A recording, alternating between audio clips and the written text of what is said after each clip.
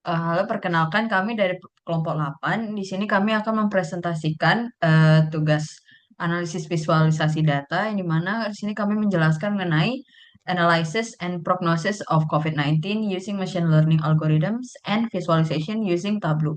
Sebelum itu, izinkan kami memperkenalkan diri terlebih dahulu.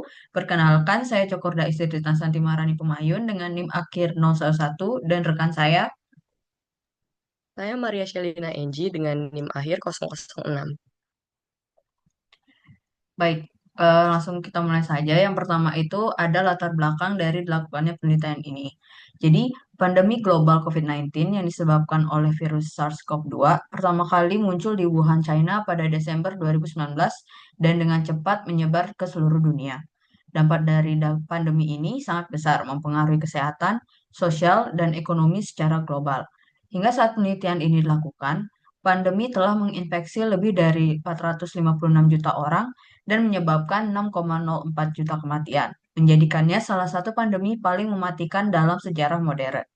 Penyebaran virus yang cepat, gejala yang beragam mulai dari ringan hingga fatal, serta banyaknya kasus tanpa gejala, menjadi tantangan besar dalam diagnosis, prediksi, dan upaya mitigasi. Penularan virus terjadi melalui udara dan permukaan yang terkontaminasi, sehingga memicu krisis global yang mempengaruhi berbagai aspek kehidupan. Dampak pandemi COVID-19 tidak hanya terbatas pada sektor kesehatan saja, tetapi juga merambah ke aspek sosial ekonomi. Mengingat kompleksitas dan luasnya dampak pandemi, dibutuhkan pendekatan yang efektif untuk menganalisis dan memprediksi penyebaran, tingkat kematian, pemulihan, serta dampak sosial ekonomi. Dalam konteks ini, machine learning dan visualisasi data menawarkan solusi potensial untuk menganalisis data kesehatan dan memberikan wawasan yang berguna. Pengguna Penggunaan metode berbasis machine learning dapat membantu memprediksi kasus, tingkat kematian, dan pemulihan yang pada akhirnya dapat mendukung pengambilan keputusan yang lebih baik dalam menghadapi krisis ini. Nah, kemudian ada pula tujuan dari dilakukan penelitian ini, di mana yang pertama itu untuk mengembangkan model machine learning prediktif guna menganalisis dan memprediksi perkembangan pandemi COVID-19, termasuk memprediksi kasus positif, tingkat kematian, dan tingkat pemulihan, kemudian menganalisis dampak sosial ekonomi dan penyebaran virus menggunakan algoritma supervised learning, lalu membantu diagnosis berdasarkan data medis dan mengidentifikasi prediksi resesi yang diakibatkan oleh krisis pandemi. Kemudian yang kedua itu menyediakan visualisasi data interaktif menggunakan Tableau agar lebih mudah dipahami dan diinterpretasi, sehingga dapat mendukung pengambilan keputusan yang lebih baik. Dan yang terakhir itu menyediakan kerangka kerja terintegrasi yang dapat digunakan untuk memantau, menganalisis, dan memproyeksikan perkembangan pandemi, serta mengelola data kesehatan yang bermanfaat bagi para praktisi kesehatan masyarakat. Nah, ada pula dasar teori dari penelitian ini. Yang pertama itu COVID-19 adalah penyakit menular yang disebabkan oleh virus SARS-CoV-2 yang pertama kali muncul di Wuhan, China pada Desember 2016. Virus ini memiliki tingkat penyebaran yang tinggi melalui droplet dan partikel aerosol. Gejala yang ditimbulkan bervariasi, mulai dari gejala umum seperti demam dan batuk hingga kondisi yang fatal, terutama pada kelompok yang rentan seperti lansia dan individu dengan penyakit penyerta atau komorbiditas. Sejak kemunculannya, virus ini telah bermutasi menjadi berbagai varian dengan tingkat infektivitas dan patogenisitas yang berbeda. Kemudian ada model epidemiologi. Model ini digunakan untuk memprediksi jalur penyebaran wabah. Penelitian ini menggunakan model SEIR, yaitu Susceptible, Exposed, Infectious, dan Recovered. Model ini efektif untuk meramalkan dinamika wabah dalam jangka waktu tertentu. Selain itu, Basic Reproduction Number digunakan untuk mengukur tingkat penularan virus yang merupakan indikator penting dalam memahami laju penyebaran penyakit. Kemudian ada algoritma machine learning. Jadi penelitian ini mengadopsi berbagai algoritma supervised learning yang telah terbukti efektif dalam analisis medis dan epidemiologi. Algoritma-algoritma tersebut meliputi supervector machine yang dikenal memberikan hasil prediksi yang akurat. Kemudian ada artificial neural networks yang dimana mampu mencapai performa puncak dengan dataset yang besar. Lalu ada random forest yang dimana memberikan asumsi kredibel yang signifikan, dan logistic regression serta decision trees yang sering digunakan untuk analisis klasifikasi dengan akurasi tinggi. Kemudian ada kerangka kerja dan tools. Proses penelitian ini berpusat pada serangkaian teknik prapemrosesan data, klasifikasi, dan prediksi. Python digunakan sebagai bahasa pemrograman utama yang didukung oleh libraries seperti Pandas untuk manipulasi data, kemudian ada NumPy untuk operasi matematika, serta Matplotlib dan Seaborn untuk visualisasi. Selain itu, Tableau dimanfaatkan untuk visualisasi data yang lebih komprehensif dan interaktif. Oke, selanjutnya ada metodologi penelitian. Nah, di sini di penelitian ini memiliki beberapa metodologi di dalamnya. Yang pertama itu penelitian ini menggunakan dataset yang berjudul COVID-19 dataset till 22 Februari 2022 yang didapatkan dari Kaggle dan berisi 163.787 record data pasien COVID-19. Selanjutnya ada data preprocessing dengan handling missing value dan juga encoding data kategorikal dengan single hot encoder. Selanjutnya ada implementasi dengan menambahkan kolom aktif COVID case yang didapat dari total kasus dikurangi total kematian dan mortality rate yang merupakan tingkat kematian yang didapatkan dari total kematian per total kasus dikali 100% dan juga visualisasi dengan Tableau. Next. Oke, selanjutnya ini merupakan model-model visualisasi yang didapatkan. Yang pertama ada diagram batang yang menampilkan 10 negara teratas dengan kasus aktif terbanyak, pasien ICU terbanyak, jumlah vaksinasi tertinggi, dan jumlah kematian akibat penyakit kardiovaskular. Selanjutnya ada diagram lingkaran yang menampilkan perbandingan orang yang divaksinasi parsial versus penuh, booster versus belum, terus ada distribusi usia juga, mana yang pasien lebih eh, banyak di usia di atas 65 atau di atas 70 dan juga perbandingan pasien yang rawat inap dan ICU. Selanjutnya ada pair plot yang menampilkan ilustrasi data dari vaksinasi pasien. Selanjutnya ada satu dashboard Tableau yang berisi beberapa diagram yang di dalamnya menampilkan tren total kasus dan kematian, peta global sebaran kasus aktif, lalu ada negara-negara dengan kematian tertinggi, terus negara-negara dengan vaksinasi yang sudah didapatkan itu sudah penuh. Next. Oke, jadi berikut merupakan variabel-variabel yang digunakan. Yang pertama, ada kontinen yang merupakan benua lokasi geografis, satuannya nama benua. Terus ada location yang merupakan lokasi geografis, satuannya nama negara. Terus ada date, tanggal observasi, di mana satuannya tahun, bulan, dan hari. Terus total case, itu merupakan jumlah kasus COVID-19 yang terkonfirmasi, termasuk kemungkinan kasus. Yaitu satuannya orang, total deaths, jumlah kematian yang disebabkan oleh COVID-19, satuannya juga orang. Terus ada total case per million, jumlah total kasus COVID-19 terkonfirmasi per 1 juta penduduk. Satuannya kasus per juta orang. Lalu ada total death per million, itu jumlah total kematian akibat COVID-19 per 1 juta penduduk. Jadi satuannya kematian per juta orang. Selanjutnya ada reproduction rate, yang dimana ini merupakan estimasi real time dari tingkat reproduksi efektif COVID-19. Nah, satuannya ini ada rasio. Selanjutnya ada weekly hospital admission, yang dimana jumlah pasien COVID yang baru masuk ke dalam rumah sakit dalam rentang waktu 1 minggu. Satuannya orang per minggu. Boleh di next. Oke, selanjutnya variabel-variabelnya ada population. Population ini merupakan jumlah penduduk berdasarkan data terbaru yang tersedia. Satuannya orang. Terus ada age 65 older, itu presentase populasi yang berusia 65 tahun ke atas. Satuannya persen. Selanjutnya ada age 70 older, itu persentase populasi yang berusia 70 tahun ke atas. Satuannya persen juga. Terus ada GDP per kapita. Ini merupakan produk domestik bruto atau PDB per kapita berdasarkan paritas daya beli. Satuannya USD.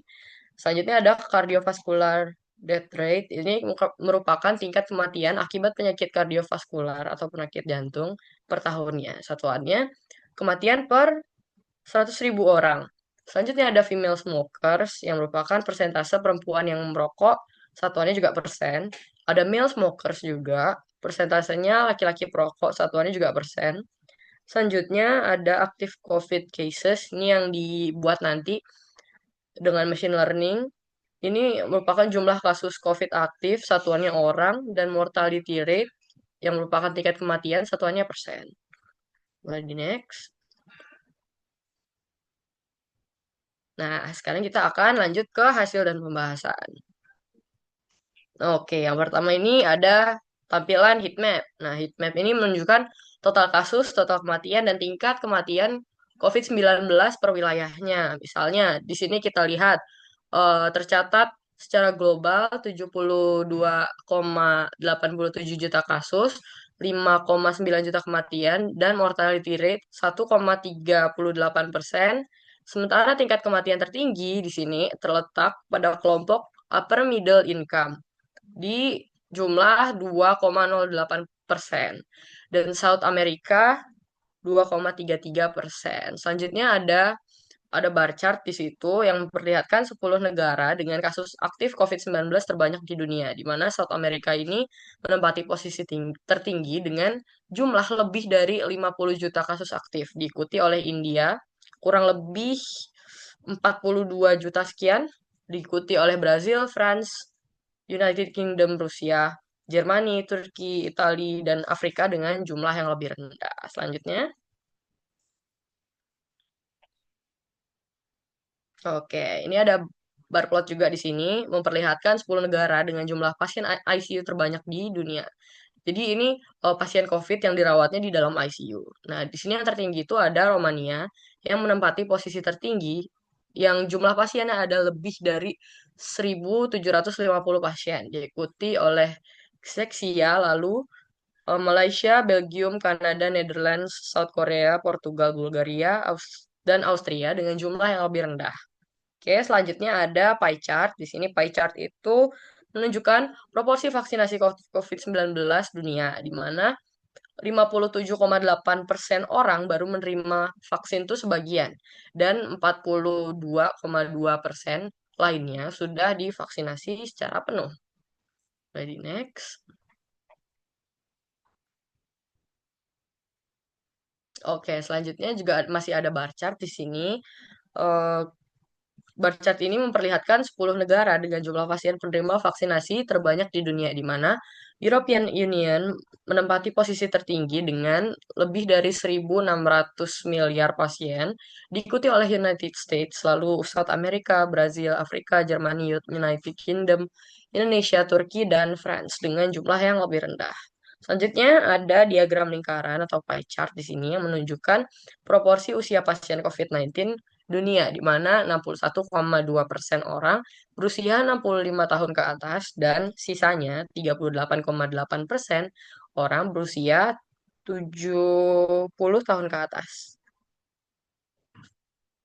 Boleh next. Oke, selanjutnya ada pair plot di sini. Di sini pair plot ini digunakan buat memvisualisasikan data vaksinasi dari COVID-19 dari berbagai variabel seperti jumlah vaksinasi, vaksinasi penuh, dan juga vaksinasi booster dengan warna yang berbeda untuk tiap kategorinya. Bisa dilihat di sini density plotnya itu ada tiga density plot dan scatter plotnya memiliki tiga warna yang berbeda. Di situ juga yang melambangkan tiga kategori yang berbeda. Di situ juga terdapat sumbu X dan Y yang menunjukkan variabel yang dibandingkan. Lalu ada titik warna yang merepresentasikan observasi yang dikelompokkan, sedangkan kurva diagonal melambangkan distribusi data dari tiap variabel. Oke, selanjutnya ada bar chart lagi. Ini memperlihatkan 10 negara dengan tingkat kematian pasien dengan penyakit jantung terbanyak di dunia, di mana Georgia menempati posisi tertinggi, yang mana hampir 500 pasien di sini, diikuti oleh Yaman, lalu Kazakhstan, Mongolia, Solomon Island, terus ada Mikronesia, Belarus, Serbia, Kyrgyzstan, dan Central African Republic dengan jumlah yang lebih rendah. Boleh di next. Oke, selanjutnya ini dua-duanya merupakan pie chart. Di sini pie chartnya yang pertama menunjukkan proporsi jumlah pasien COVID-19 di mana 82,4 orang merupakan pasien yang dirawat di rumah sakit biasa dan 17,6 pasien COVID-19 dirawat intensif di, di dalam ruang ICU. Oke, selanjutnya ada pie chart yang menunjukkan proporsi vaksinasi COVID-19 dunia, di mana 96,2% orang baru menerima vaksin aja yang biasa tanpa booster, dan 33,77% lainnya sudah menerima vaksin booster. Next. Nah, selanjutnya ini merupakan ada dashboard Tableau yang dihasilkan. Nah, di sini ada tujuh diagram yang berbeda. Yang pertama itu ada line graph yang merepresentasikan total kasus dan total kematian. Yang menunjukkan tren total kasus dan total kematian COVID-19 per negara. Terlihat di sini variasi besar antar negara dengan lonjakan yang signifikan di beberapa wilayahnya yang menegaskan perbedaan skala penyebaran COVID-19. Selanjutnya ada reproduction rate yang digambarkan dengan bar bar chart horizontal yang memperlihatkan angka reproduksi efektif di berbagai negara. Nah, di situ terlihat nilai yang lebih tinggi menandakan penularan yang lebih cepat dengan beberapa negara seperti Australia dan Bahrain yang menunjukkan rasio yang cukup tinggi. Oke, selanjutnya ada total case versus total deaths. Itu total kasus versus total kematian yang menampilkan hubungan antar total kasus dan total kematian per negara. Semakin banyak kasusnya, semakin tinggi angka kematiannya. Meski tingkat keparahan di tiap negara ini berbeda-beda. Selanjutnya ada top 25 negara dengan kematian tertinggi dan di situ digambarkan dengan bubble chart yang memperlihatkan 25 negara dengan jumlah kematian tertinggi. Nah, di sini ukuran gelembung ini yang menjadi indikatornya. Terus di sini terlihat yang kelihatan ini ada Brazil, India, dan Meksiko. Dan negara-negara lainnya mengikuti dengan jumlah yang lebih sedikit. Selanjutnya ada fully vaccinated countries. Nah, ini digambarkan dengan tree map yang menunjukkan negara dengan jumlah orang yang divaksinasi penuh itu terbanyak. Yang pertama ini ada India, dia terlihat gede sendiri dan warnanya paling gelap, diikuti oleh Amerika Serikat dan Brazil sebagai penyumbang terbesar, lalu diikuti Afrika dan negara-negara Eropa lainnya. Selanjutnya ada total case versus active case. Nah, di sini digambarkan dengan map yang memvisualisasikan total kasus dibandingkan dengan kasus aktif di setiap negara atau wilayahnya. Nah, di sini ada Rusia, India, dan beberapa negara lainnya yang tampak memiliki jumlah yang besar. Dan yang terakhir ada top 10 countries with active COVID cases. Nah, ini juga digambarkan dengan bar chart horizontal yang menunjukkan 10 negara dengan kasus aktif terbanyak. Dan di situ yang terlihat banget itu ada India dan Brazil yang berada di posisi teratas, disusul Inggris, Prancis, Rusia, dan negara-negara lainnya. Oke, boleh di next. Baik, jadi adapun kesimpulan dari penelitian ini, di mana algoritma machine learning dan model SEIR merupakan pendekatan yang sangat efektif dalam menganalisis serta memprediksi perkembangan COVID-19. Nah, jadi model machine learning yang dikembangkan terbukti memberikan hasil prediksi yang akurat dan dapat diandalkan untuk berbagai aspek, termasuk kasus baru, tingkat kematian, dan tren pemulihan. Khususnya, model SEIR efektif dalam memproyeksikan jalur penyebaran wabah, bahkan untuk periode yang signifikan seperti 240 hari ke depan.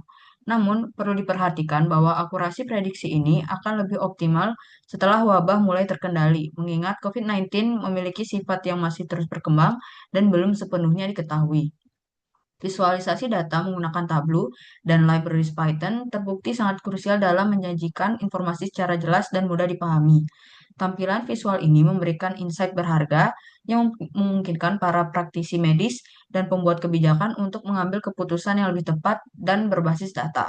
Oleh karena itu, penelitian ini memberikan kontribusi signifikan dengan menyediakan kerangka kerja terintegrasi yang dapat menjadi dasar bagi pembuat kebijakan dalam merencanakan langkah-langkah pengendalian pandemi. Secara keseluruhan, Penelitian ini menunjukkan bahwa integrasi antara machine learning dan visualisasi data sangat efektif dalam menangani krisis kesehatan global. Tools dan metodologi yang dikembangkan tidak hanya berguna untuk pemantauan dan pengendalian pandemi COVID-19, tapi juga dapat diadaptasi dan diaplikasikan untuk krisis kesehatan yang serupa di masa depan, membantu negara-negara lain dalam upaya mitigasi dan respons terhadap wabah. Oke, mungkin sekian presentasi dari kelompok kami. Mohon maaf jika ada salah kata. Terima kasih.